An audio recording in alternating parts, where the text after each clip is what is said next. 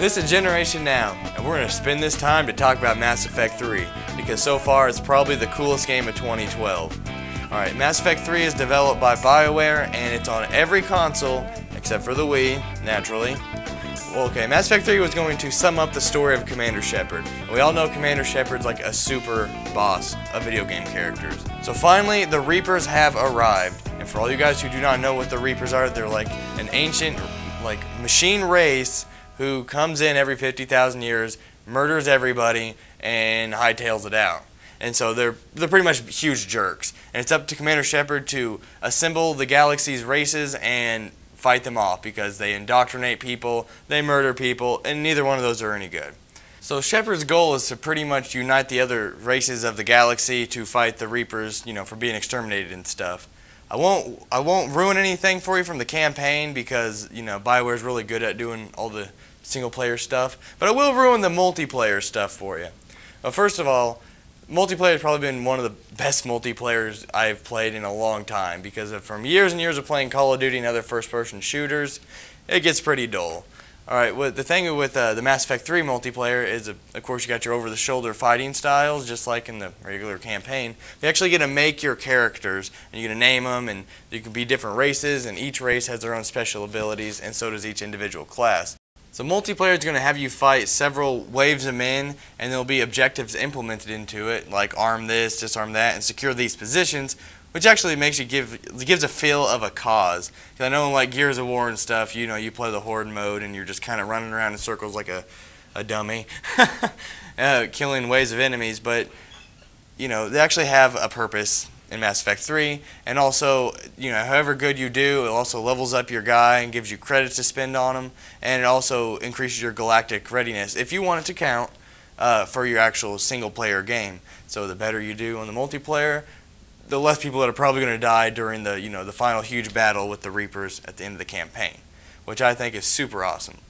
Another thing to mention is that there's 3 difficulties in the multiplayer, going from bronze, silver, and gold being the toughest after all, and bronze having Krogan characters running around just meleeing people. I mean, it's funny to watch, especially when they can't take on what's coming up next, and watching them just run back after being all cocky the whole time. It's actually pretty enjoyable. So far, the only gripes I actually have about the multiplayer is the overpowered Krogan that need nerfed. Like I said, they do run around and just spam melee attacks, and it is funny for a while, and then it gets really old because they take all the kills because you lay into people with your guns and they just come up and hit them, which is super lame. But yeah, other than that, multiplayer is excellent. Actually gives you something to think about, because Call of Duty and stuff's pretty mind-numbingly, let's just go forward. You have to actually implement tactics and all that other good stuff, which it's really nice to know that you actually have to think in a game these days. Anyway, I rate the game 9 out of 10, not just because it's a Mass Effect game and it's by far my favorite franchise of BioWare, but 9 out of 10. And this next game we're going to be talking about was developed by Ubisoft. It's Assassin's Creed 3, and we're going to have an all-new ancestor and an all-new era to free climb around and assassinate people in, which is going to be super awesome. And it's going to take place in the 1700s in America. That's right, the American Revolutionary War. The new protagonist is going to be half English, half Mohawk Indian. His name's going to be Connor. I'm pretty sure everyone needs to know this guy's name, because we all know Desmond already, and we all know Altair and Ezio, so the new guy's going to be named Connor. It also has an Indian name that I'm not going to say because I'll just destroy it. And also, another thing to mention, and probably one of the best things about Assassin's Creed games, is you get to meet famous people from the era. So we're going to get the pleasantry of meeting George Washington and Benjamin Franklin and others of our founding fathers and colonial era awesome dudes. So as far as we know, it's going to pretty much implement the same kind of system as the other Assassin's Creed. No new engines to talk about or anything like that, but the new environment is probably going to make the big enough change that we're not going to worry too much about it. Because instead of the whole industrialized, we're going to crawl around in cities kind of game, we're going to be crawling around in the wilderness, scaling trees and mountains and other stuff like that, which, is a huge environment switch, and that pretty much already has saved the Assassin's Creed games in the past, from the whole Middle Ages things to the Renaissance thing. So, kind of same type of game, different environment, everyone's happy. So yeah, October 30th, if you guys are like real assassins like this guy right here, then we can go herp our derps on October 30th. Now this last thing we're going to be talking about is a new patch that's coming out this month, March, for Star Wars The Old Republic MMO. It's going to be patch 1.2 and it's going to drastically change the game. First thing to mention is the Ragul monster dudes that have been, the patch before it's been called Rise of the Raguls.